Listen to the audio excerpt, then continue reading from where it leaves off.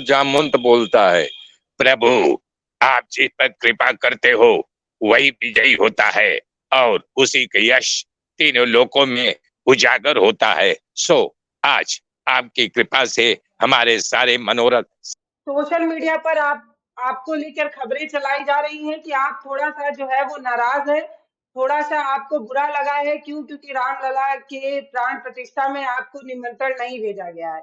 कितनी सच्चाई है इसमें? जब आज यहाँ इनके जन्मभूमि में राम बुला लिए गए, लक्ष्मण भी बुला लिए गए, माता सीता भी बुला ली गई, तो बताओ हमें क्यों नहीं हुँ। बुलाया जा रहा है। मैं उनका एक आधार।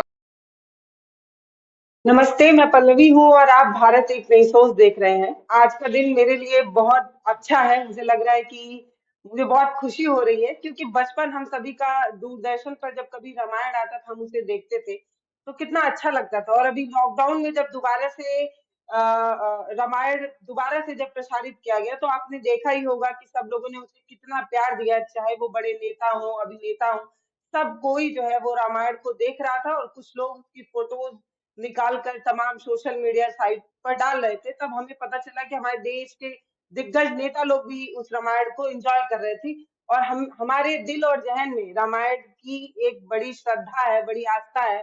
और आज भी मुझे लगता है कि सबसे फेवरेट किसी का कोई सीरियल है तो वो रामायण है ना? मुझे लगता है कि आज मैं इसलिए और ज़्यादा खुश हूँ कि अ, रामायण में जिन्होंने एक मुख्य किरदार निभाया है, आज मैं उनसे बात कर पा रही हूँ, इसलिए मैं बहुत ज़्यादा खुश हूँ।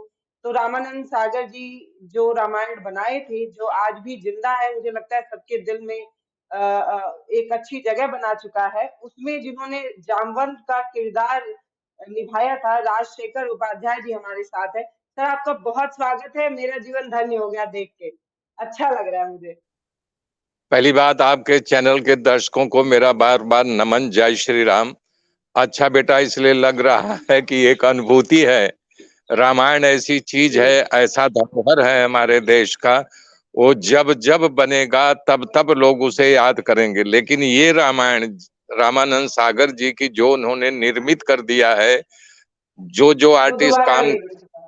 हाँ वो जीवंत हो गया, उसको कोई काट नहीं सकता है। इसलिए अच्छा और लगता ऐसा है जब। दोबारा बन भी नहीं सकता।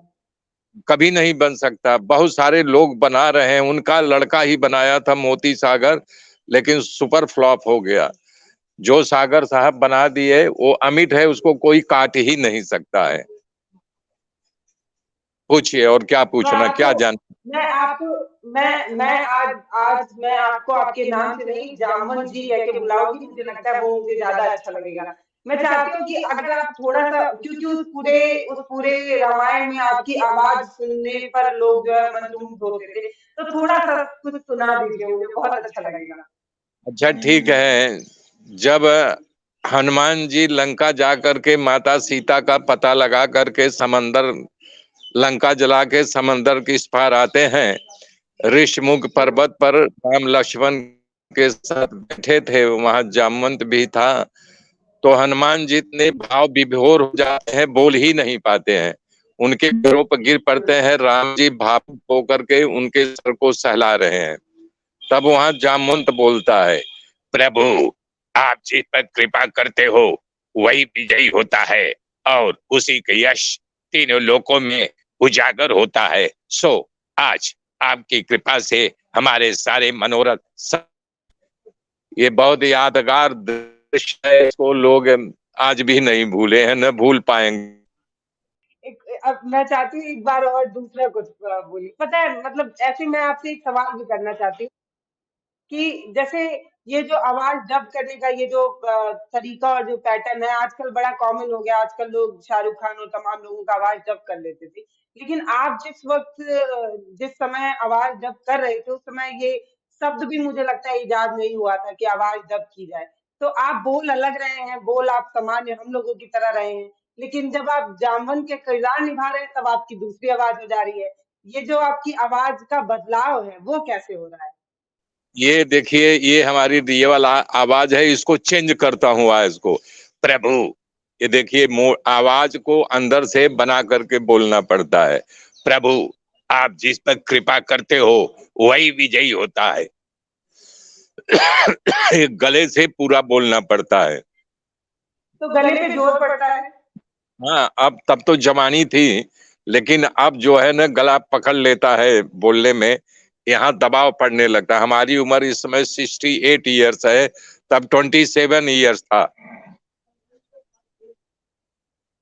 अब मैं चाहती हूँ कि आप मुझे थोड़ा-सा वो समय बताइए जब आप वो किरदार निभा रहे थे। तब कभी आप जनता के बीच में जाते थे तो लोगों की भावना कैसी होती थी? लोग कैसे आपसे मिलते थे? वो थोड़ा-सा मुझे इतिहास बताइए, थोड़ा-सा पीछे चलिए, बताइए कैसा होता था जब आप लोगों के बीच पहुँचते थे तो? खुलराई थी वो, बाल का लिबास था, और उसको पहन लेने के बाद दो पार्टों में लगता था, एक नीचे एक मुंह। जब मैं बोलता था तो इसको खींचना पड़ता था, प्रभु, ये मूव होता था। और यहाँ हुँ। बाल, ऊपर से एक मुंह, उसमें दांत दिखाई देते थे। तो पब्लिक जब मुंह नहीं देख पाई थी तो हक्का बक्का होकर के हमसे मिलना चाहती थी, हमारे लिए तमाम भीड़ लग जाती थी। और जब देखती थी बोले, रे यार बताओ, इन्होंने जामवंत का रोल प्ले किया था। आज भी उसी तरह से है, लोग मुझे जामवंत के नाम से ही पुकारे, और देखो जामवंत जी आ गए। बहुत कम लोग हुँ। राजशेखर कहते हैं, जामवंत ही कहते हैं। तो आपका नाम मुझे लगता है बहुत कम लोग जानते भी हैं। आज भी जब हम आपका फ़ोटोज़ वग़ैरह देखते हैं तो नीचे जामवंत ही लिखा रहता है। आपका असली नाम राजशेखर है, ये बहुत कम लोगों को पता है। तो आपने जो किरदार निभाया उसको आपने जी भी लिया। हाँ, श्रीकांत, मैं तो जो पढ़ाई लिखाई किया, गांव का नाम श्रीकांत है। राजशेखर फिल्मी नाम मैंने रख लिया था, प्रसिद्धि ख्याति प्राप्त की है, राजशेखर उपाध्याय। तो ये आपका नाम अपने आप से रखा हुआ है राजशेखर। ओरिजिनल नाम क्या बताया आपने? ऐसा नाम जो कहीं न नाम हो, तो वही चर्चित हुँ, नाम हो जाता है न। जैसे चंद्रशेखर जी हुँ, थे जो सुमंत बने थे, राजशेखर पहला व्यक्ति मैं हूँ जो जग जाहिर हुआ, हुँ। तो तमाम लोग रखने लगे राजशेखर। मुझको ये बताइए कि अ, मतलब आप जो जिस समय आपने एक कलाकार बनने के बारे में सोचा होगा, उस समय परिवार में कैसा उथल-पुथल रहा होगा? तब ये इस तरीके का कलाकार बनने जैसा तो कोई करियर लोगों ने सोचा भी नहीं होगा, तो कैसे आया ये? ये हमको बड़ा रोक लगाया गया था, पाबंदी लगाई गई थी। और हुँ, मैं ब्राह्मण जमींदार का बच्चा है, देख रहे हैं ना, ये सब जमींदारी, हमारे पिताजी जमींदार थे। तो डॉक्टर हुँ, बनाना चाहते थे, लेकिन मेरे अंदर था वो कि मैं कलाकार बनूंगा, एक्टर बनूंगा। तो एक हुँ, मैगजीन आती उस जमाने में, हीरो हीरोइन के फोटो छपा करता था। तो अमिताभ हुँ, बच्चन जी का इंटरव्यू मैं देख के प्रभावित हुआ था। वो आज भी हमारे मित्र हैं, उनसे हमारा नहीं की कनेक्शन, कनेक्टेड है हमसे वो। हुँ, तो उनको देख करके उसी में निकला था want, FTI, film television institute. तो हुँ, उसका मैंने फॉर्म भर दिया, और हमारा बुलावा आ गया तो मैं बम्बई गया ट्रेनिंग लेने के लिए। हालांकि वो पूना में था, लेकिन हुँ, वहां पता चला कि इंस्टीट्यूट बंद कर दिया गया। तब हुँ, अमिताभ जी से मुलाकात हुई, उन्होंने कहा कि आप अनुभव लेने के लिए, नॉलेज लेने के लिए ड्रामा शो, थिएटर करिए। तब हमने अपना हुँ, प्रोडक्शन हाउस शुरू कर दिया था, S R A production. S for हुँ, शरद राय, वो जर्नलिस्ट हैं आज यानी मायापुरी के। और आर फॉर हुँ, राजशेखर, ए फॉर अरुण, हम तीन मित्र मिल करके ये प्रोडक्शन शुरू किए, तमाम ड्रामा किए थे। उसी दौर में जो है विक्रम बेताल हमारी पहली सीरियल आई थी, वहां से मैं हुँ। अच्छा यानी प्ले। वो भी बहुत चर्चित रही। हाँ, सागर साहब के विक्रम बेताल में क्या रोल था? उसमें एक राजकुमार का रोल किया था।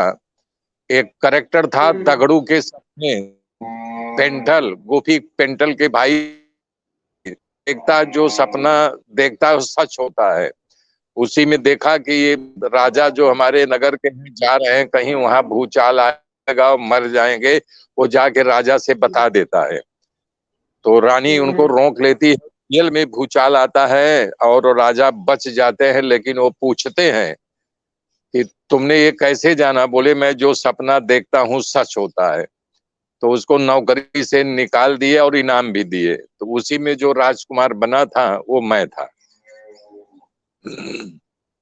तो मतलब आपने कितना साल जो है वो इस जीवन को दिया, मतलब कलाकार के रूप में कितने साल जो है आपने समाज को दिए हैं? हमारा है सारा जीवन 27 साल से लेके आज तक मैं इंडस्ट्री में हूँ। तमाम हमारी सीरियल आई है, आती भी रहती अभी भी है। करते हैं क्या हम आप? अभी भी? हेलो, अभी भी क्या आप बोल रही हो? अभी भी आप मैं कह रही हूँ सर, अभी भी आप किसी सीरियल वगैरह में दिखते हैं क्या? हाँ हाँ, बहुत सारी सीरियल हमारी आती। मैं गिनाने बैठूं क्या तो मुझे बात खुद याद नहीं। आज भी मैं बुलाया बहुत जाता बढ़िया, रहता हूँ एक्टिंग। बहुत बढ़िया। मतलब ऐसा नहीं है कि लोग कहते हैं कि उम्र ढल जाती है तो इंसान बुढ़ापे की तरफ बढ़ लेता है, लेकिन आपको देखकर ये कोई नहीं कह सकता। हाँ, हमको मान सम्मान मिलता है। आज भी बुलाया जाता रहता हूँ। स्वास्थ्य प्रोडक्शन हमको हमेशा बुलाता है। उनका फिर एक रामायण बन रहा है, अभी वो हुँ, बना रहे हैं। टेलीकास्ट भी है सोनी टीवी पर। लेकिन हुँ। जो हमारे सीरियल में राम जी, लक्ष्मण जी, सीता मैया काम कर गए, या मैं जो रोल कर गया, दूसरा कोई वैसा कर ही नहीं पा रहा, न कर पाएगा। तो आपको क्यों बुलाया जाता है? कि आप देखिए और बताइए, जज करके बताइए कि वो चीज़ें जो फ़िल्माई जा रही हैं, वो सही बन पा रही हैं या नहीं? नहीं, ये हमारा काम नहीं है। वो प्रोडक्शन हाउस काम है, जो निर्माता निर्देशक है उसका काम है। न हमारी बात हुँ। मानेंगे, और मैं राय देने क्यों जाऊं? नहीं दे सकता। नहीं तो हम लोगों का जो खून है नीचे गिर जाएगा। हम कभी नहीं चाहेंगे कि हमारा नाम घट जाए और हमारे ऊपर हुँ, कोई और आ जाए। कोई कलाकार नहीं चाहेगा। हर एक अपना अपना जो हुँ। पोजीशन बना है उसको बरकरार रखने की उसके अंदर एक क्षमता होती है, कला होती है। वो जीवंत रहना चाहता है ना, यही कला है, यही अनुभव है। अच्छा, अब बस मैं और कुछ आती हूँ अपने मुख्य सव नहीं, नहीं, अब मैं आती हूँ अपने मुख्य सवाल की तरफ। सोशल मीडिया पर आपको लेकर खबरें चलाई जा रही हैं कि आप थोड़ा-सा जो है वो नाराज़ हैं, थोड़ा-सा आपको बुरा लगा है। क्यों? क्योंकि रामलला के प्राण प्रतिष्ठा में आपको निमंत्रण नहीं भेजा गया है। कितनी सच्चाई है इसमें? बताइए। मेरा कहना है कि देखिए, हुँ, प्रभु श्री रामचंद्र जी भी जामन से राय लेते थे, उनका आदर करते थे, उनकी राय को मानते थे। हुँ, जब आज यहाँ इनके जन्मभूमि में राम बुला लिए गए, लक्ष्मण भी बुला लिए गए, माता सीता भी बुला ली गई, तो बताओ हमें क्यों नहीं हुँ, बुलाया जा रहा है? मैं उनका एक आधार स्तंभ तो नहीं, एक सचोट राय देने वाला मंत्री था जामवंत। तो बुलाना हुँ। चाहिए हमें। आशा और अपेक्षा लेके बैठा हूं तो देर सवेर मैं भी बुलाया जाऊं। हो सकता है आप लोगों की खबर वहां तक पहुंचे, बुला लिया जाए। बहुत कम लोग जानते हैं, मैं उत्तर प्रदेश का भदोही जिले सुरियामा स्टेशन का हरिहरपुर गांव का रहने वाला हूं। खैर, खबरें पहुंच रही है, शायद बुला भी लिया जाऊं। बुरा तो नहीं लग रहा, लेकिन आशा अपेक्षा रख के बैठा हूं ना। मन में कहीं मन में कहीं न कहीं एक छोटी-सी आस दबी हुई है कि जब रामलला का प्राण प्रतिष्ठा हो तो आप भी अपनी आँखों से देखें, उसको उसको महसूस हाँ कर पाएँ, क्योंकि पूरा भारत जो जो इस समय मुझे लगता है जिसके अंदर राम को लेकर भावनाएँ हैं, वो सब चाहते हैं कि उस पल को हम भी देख लें, हम भी जी लें। तो आप तो एक बहुत बड़ा नाम है, मुझे लगता है कि जब माता सीता जी, राम जी वहाँ पर पहुँचेंगे, उनकी पूरी टीम को न्योता दिया गया, तो आपसे क्यों कॉन्टैक्ट नहीं हो पाया? मुझे मुझे तो ये नहीं, पता चला टीम सोशल मीडिया पर ये कहा गया है। हाँ, पहले अरुण जी कनी राम को दिया गया, फिर उन्हीं के जरिए यानी कि हुँ। सीता माता को भी दिया गया। फिर अभी सुनने में आ रहा, लक्ष्मण परसों बोल रहा था कि हमें भी निमंत्रण आ गया। तो मैं आखिर में आपसे ये सवाल पूछना चाहती हूँ कि अगर मान लीजिए 22 तारीख को है और अगर आपको एक 21 तारीख तक भी न्योता मिल जाता है, तो आप ज़रूर पहुँचने की कोशिश करेंगे, है ना? 100% मैं तैयारी करके बैठा हूँ। हालांकि 24 तारीख को बनारस बुलाया गया हूँ मैं वहाँ। विशाल पैमाने संपूर्णानंद विश्वविद्यालय में विशाल पैमाने हमारा स्वागत कर रहे हैं। और कर हमारे यहाँ जनपद हमारा भदोही है, मुख्यालय में ज्ञानपुर में हमारे डीएम महोदय हमारा स्वागत करने के लिए आमंत्रित किए हैं। हुँ। लेकिन देखिए दोस्तों, मैं आप सभी से भी एक रिक्वेस्ट करना चाहूँगी कि एक जो अहम किरदार के रूप में इन्होंने रामायण को और सजीव बनाया और ऐसा बनाया कि लोगों के ज़हन में आज भी हम सब जब रामायण की बात करते हैं तो वही सीरियल, वही राम, वही याद आते हैं। तो मैं चाहती हूँ कि आप उनकी बात को और दूर तक पहुँचाइए ताकि इनके मन में जो आस है, इनके मन में जो ललक है कि ये भी रामलला की प्राण प्रतिष्ठा को अपनी आँखों से देख पाएँ। तो मैं चाहती हूँ इनका ये बोलना सफल हो, इनको भी उस दिन बुलाया जाए जो भव्य तैयारी अयोध्या में चल रही है, जो हमने आपको दिखाया कि कैसे अयोध्या दुल्हन सी सज रही है। तो उसको राजशेखर उपाध्याय जी भी देख पाएँ, वो जामवंत भी देख पाएँ जिन्होंने रामायण में एक अहम रोल निभाया है।